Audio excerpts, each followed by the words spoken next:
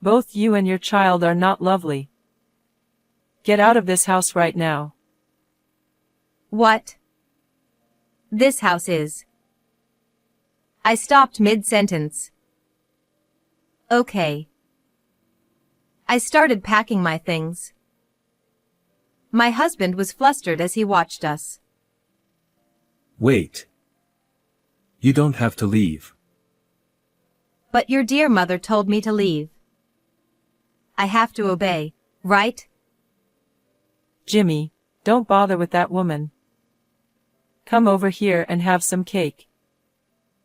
My mother-in-law had a triumphant look on her face. I decided to knock her down a few pegs and went back to my parents' house with my daughter. My name is Megan, a 34-year-old office worker. I got married to a man named Jimmy 2 years ago. Jimmy and I met through a popular dating app, and after a year of dating, we became a married couple. Although Jimmy was unreliable sometimes, he was a very kind and thoughtful man. When we were dating, he would look up restaurants I wanted to try and plan our dates in advance. Even after we got married, when I was tired, he washed the dishes for me or brought home my favorite dessert.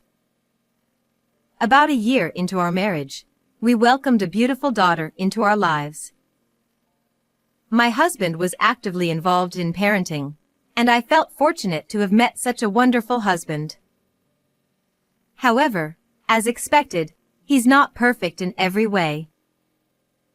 My husband does have some faults. Among them, the most significant fault is that he's a mama's boy. The first time I suspected that my husband might be a mama's boy was when it came to the taste of food. How is it? Delicious? It's all right, but I think my mom's was a bit richer. Wait, your mother? I was puzzled why suddenly his mother's name came up. But upon further conversation, it turned out he considered his mother's cooking to be the best and wanted me to replicate that taste as much as possible. Since my mother-in-law's cooking seems to be generally rich in flavor, I've been trying to make dishes a bit richer as per my husband's request. Even when we go on trips, he always says, "What souvenir should we get for Mom?" He has a father too, so it's normal to think about what to get for parents, but my husband always starts with "for Mom." I suppose if I look at it from the perspective of valuing one's mother, it's a good thing. And I think there are quite a few men who could be considered mama's boys. However, I would later come to realize that my husband's attachment to his mother went beyond what I had expected. I'm thinking of living with my mom. Wait, why all of a sudden? Looks like my mom and dad are getting a divorce. What? Is that true? Apparently, it's because of my dad's affair. I can't believe it. My father-in-law was a kind person, but you can't judge people by appearances.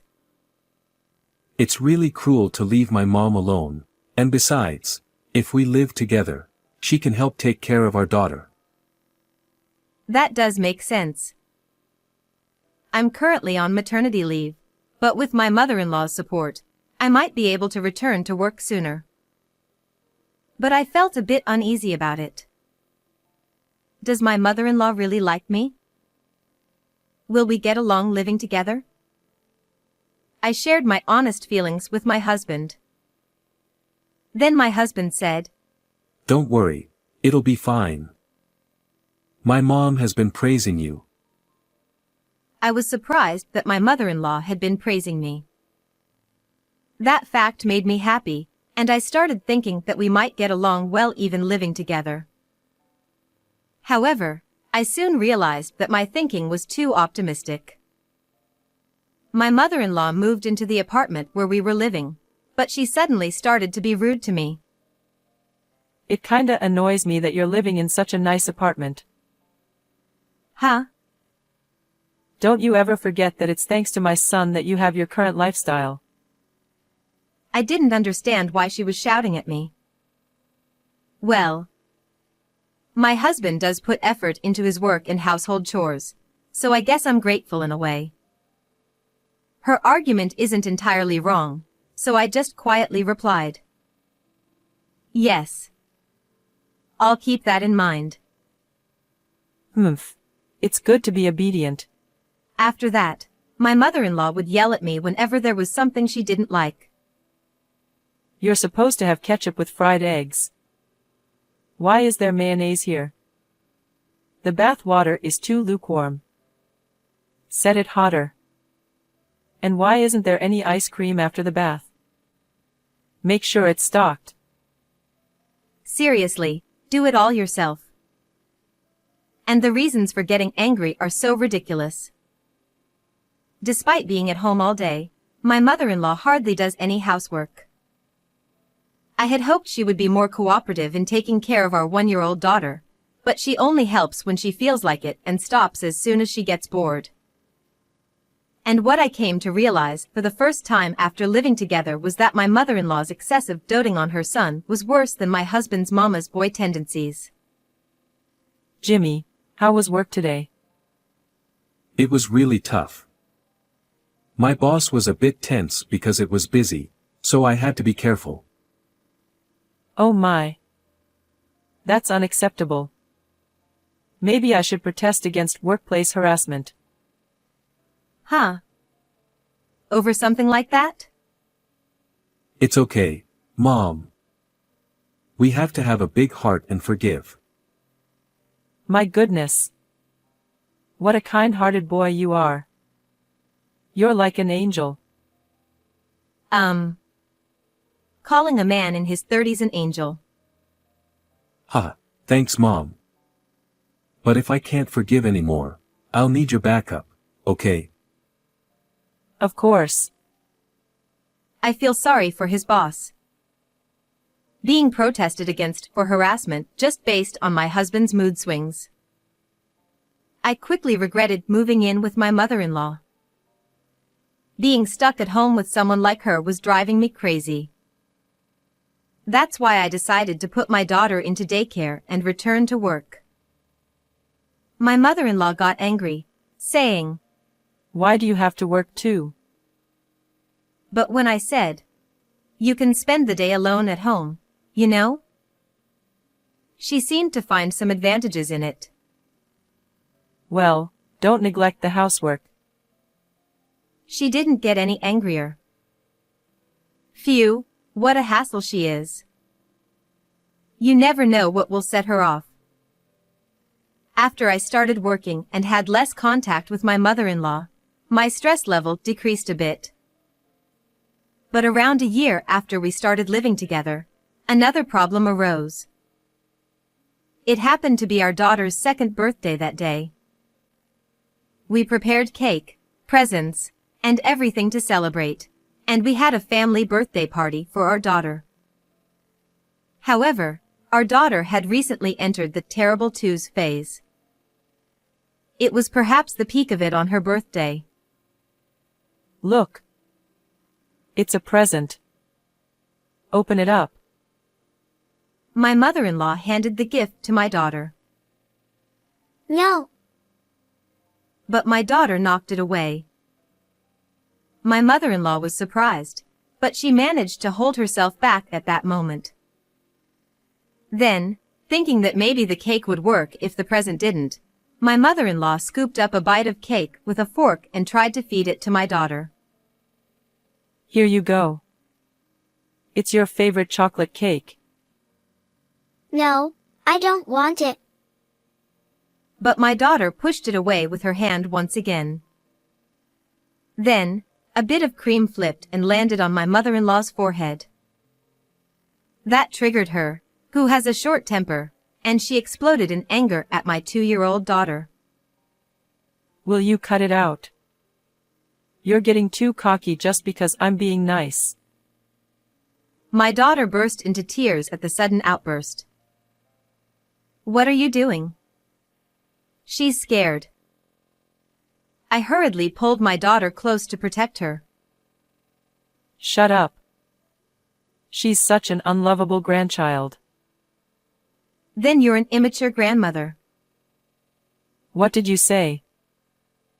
Normally, adults don't use such words on a 2-year-old. Shut up. You're such an insolent daughter-in-law. Can't you control that mouth of yours? As we argued, my husband jumped in. Cut it out. Don't insult Mom. What? Are you taking your mother's side in this situation? Normally, you should take your own daughter's side, shouldn't you? You can make as many children as you want. But there's only one mom in this world. That's despicable. You're saying it as if it's some kind of profound quote, but it's garbage. Hey. Stop talking bad about Jimmy. You and your child are not lovable. Get out of this house right now. What? This house is. I stopped mid-sentence. Okay. I started packing my things. My husband was flustered as he watched us. Wait. You don't have to leave. But your dear mother told me to leave. I have to obey, right? Jimmy, don't bother with that woman. Come over here and have some cake. My mother-in-law had a triumphant look on her face. I decided to knock her down a few pegs and went back to my parents' house with my daughter. After that, my husband called me many times, but I ignored them. I proceeded with various preparations and sent the divorce papers to him. It seemed my husband also filled them out and sent them back to me. I promptly submitted them to the city hall. Then, I called my ex-husband. Hello. I submitted the divorce papers, so thanks for filling them out. Ah, so it's okay, it's fine for me and Mom to keep living in this house, right? Since you are the one who decided to leave here with our daughter. Fine by me, as long as you pay the rent properly. Ha, well, of course I will. This apartment is rented under your name, so I was a bit worried when you moved out the other day. But if I think about it calmly, all I need to do is change the name on the lease, right? Thanks for providing a comfortable living space for me and Mom. That's good to hear. By the way, how much is the rent here? All right then. How about $1,500 for the rent? Ha! What are you talking about? Stop joking and tell me the actual rent price. I'm not kidding. Because I'm the landlord. Ha! We talked about this when we got married, didn't we? I made quite a bit of money from stocks in the past, and I used that to buy that apartment. You just assumed it was a rental property. My ex-husband seemed to be completely stunned and fell silent.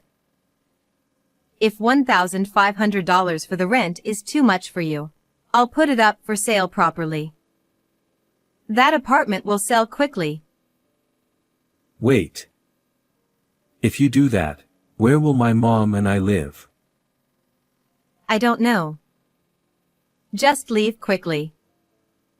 Otherwise, I'll report it to the management company. With that, I hung up the phone. Then I blocked my ex-husband's number. Afterwards, I demanded child support payments from my ex-husband through a lawyer. According to the lawyer, my ex-husband lost so much weight. Well, it must be mentally and financially tough to support both my ex-mother-in-law and pay child support. By the way, apparently my ex-mother-in-law also attended the discussions, and both my ex-husband and ex-mother-in-law were just blaming each other, saying, "It's your fault," non-stop.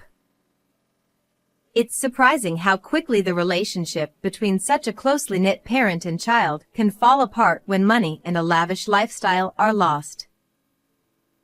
Or rather, perhaps they were just only superficially connected. Well, it doesn't really matter to me anymore. On the other hand, the apartment sold for unexpectedly high, so I've saved all of it for my daughter's upbringing. Right now, I'm living with my parents, relying on them, and working hard. I want to be in a relationship again at some point, but right now, my top priority is earning as much as I can for my precious daughter. Oh, but in the future, I'll make sure not to become too overbearing or excessively indulgent with my daughter, taking my ex-mother-in-law as a cautionary example. I am Rachel, 32 years old. I am an ordinary housewife with a husband who is 3 years older than me and a son in daycare. Though I am a housewife, I also work hard at my job, having a very busy daily life. One day, there was a welcome party for new employees at my company, and I attended as well. On the way back from the party, I was suddenly stopped by a police officer. I had been obeying the speed limit and traffic lights, so I was puzzled as to why I was being stopped. However, I ended up being subjected to an outrageous false accusation by an extremely rude and unreasonable police officer. Normally, I don't usually attend company drinking parties. There are various reasons for this, but the fact that I still have a small child and the fact that I can't even handle a drop of alcohol are major factors. Consuming alcohol triggers such a strong physical reaction in me that it causes me considerable discomfort. However, this time it was the welcome party for new employees, and due to my position as a section chief, I felt obligated to attend. Furthermore, although it was originally planned for one of my subordinates to organize the event, since I'm always sober throughout these events due to my inability to drink alcohol, I volunteered to take on the role of organizer. I want my subordinates to enjoy drinking occasionally at such gatherings. Also, among my peers, there's a woman named Nicola who has an incredibly low alcohol tolerance but loves drinking and has the troublesome kinds of being a laughing and crying drunk. It has become somewhat of my responsibility as a colleague and friend to ensure she gets home safely. So once again, I refrained from drinking any alcohol this time.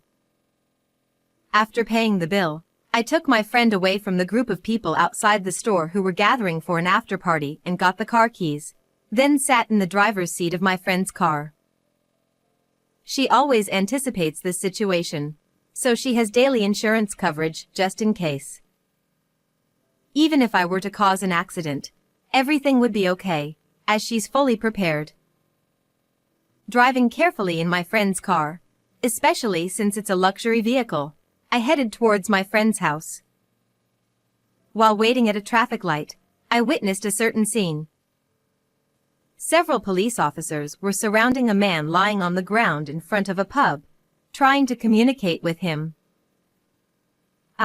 Every company seems to be having welcome parties at this time of year. Huh? Really, hats off to them. As I muttered those words, I glanced at my friend who was slumping in the passenger seat, only to notice a young police officer staring at us. Ma'am, please pull over. The moment I catched his eye, he called out to us. Since my friend wanted to feel the wind, I had the window open, so I could hear the police officer's voice clearly. I didn't have any memory of doing anything wrong, but I figured that enforcement against drunk driving must be stricter at this time of year. As it turned out, that was indeed the case. A young male officer approached us with a drawn-out tone. As part of the campaign against drunk driving this month, I had to stop and talk to you. Given that my friend in the passenger seat seemed off, he decided to talk to us. Additionally, As part of the campaign against drunk driving, the officer mentioned conducting an alcohol test just to be sure. This was all expected, and since I hadn't consumed a drop of alcohol, I agreed to the test. However, at this point, an unexpected event occurred. Yeah, you there. Blow into this device. The young officer who had looked at my test result with a puzzled expression suddenly turned to my friend and told her to blow into the breathalyzer. My friend wasn't the one driving, and it was obvious that she was drunk.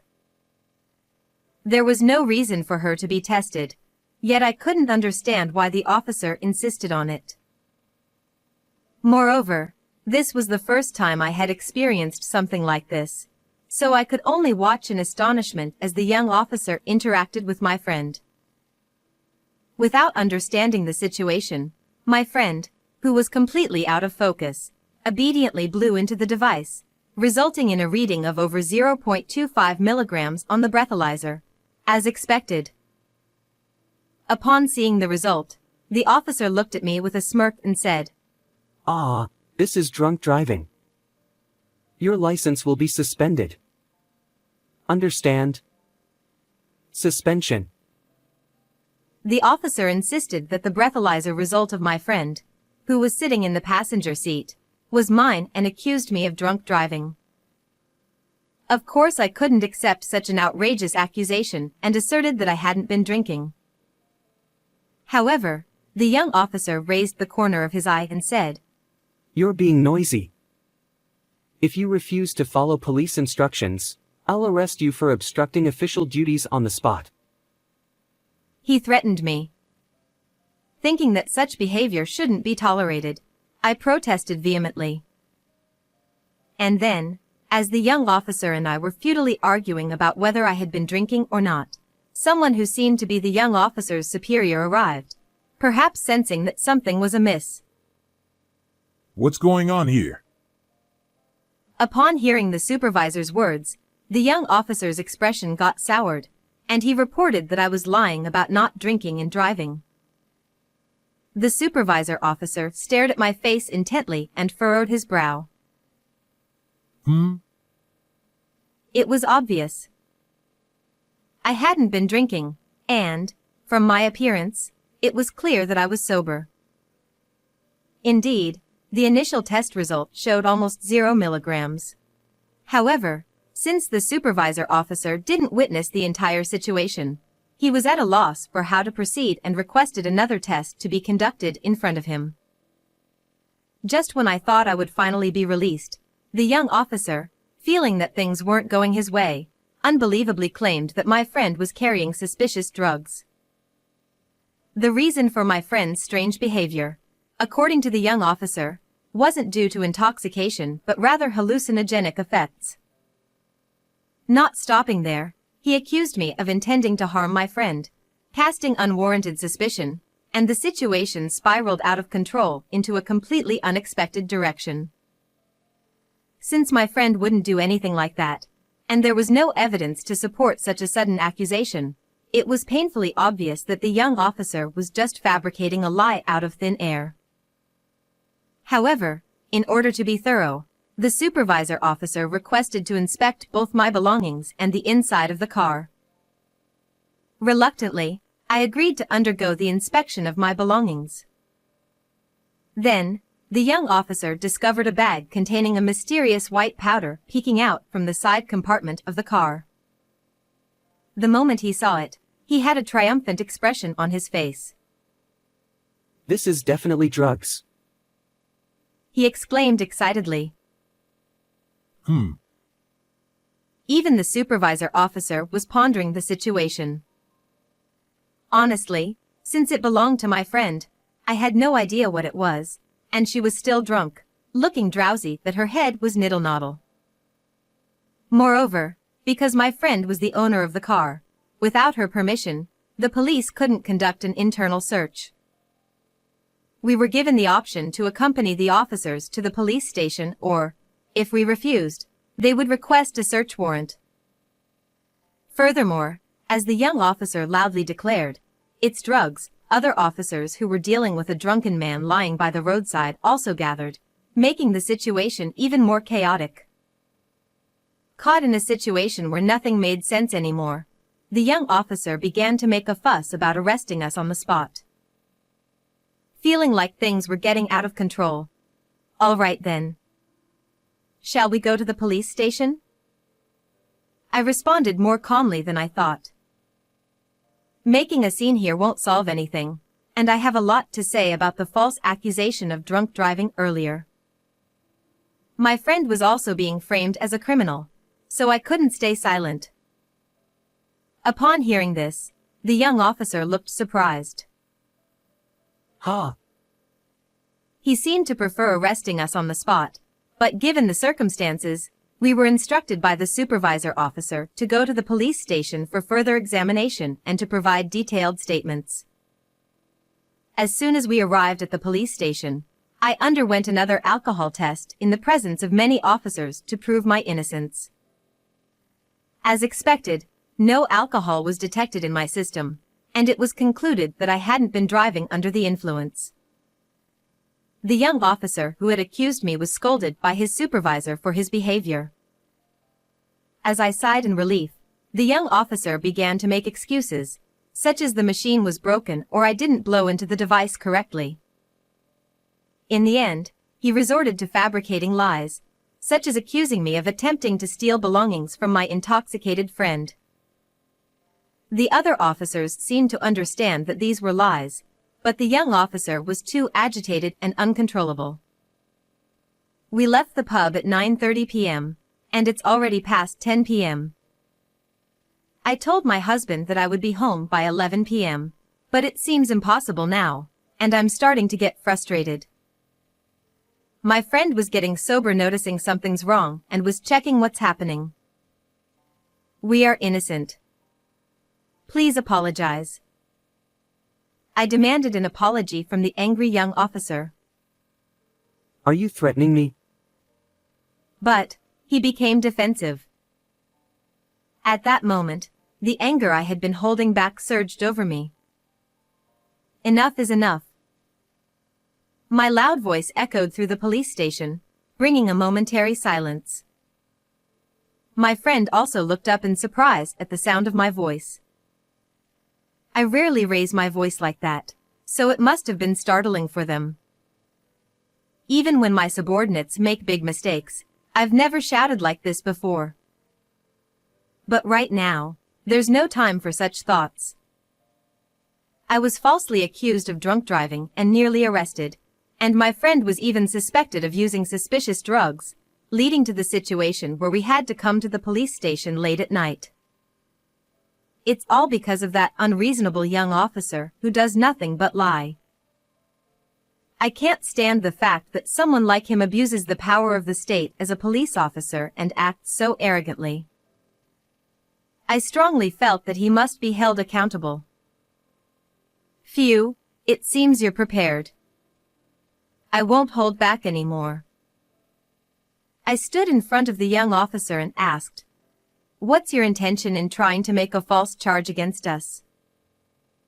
He probably thought that since we're just two women and one of us was drunk, he could easily get away with making things up, right? But that's not going to happen. Then, the young police officer, perhaps defiant, responded boldly. I simply conducted the test as part of the Drunk Driving Prevention Month. The fact is, there were suspicious drugs.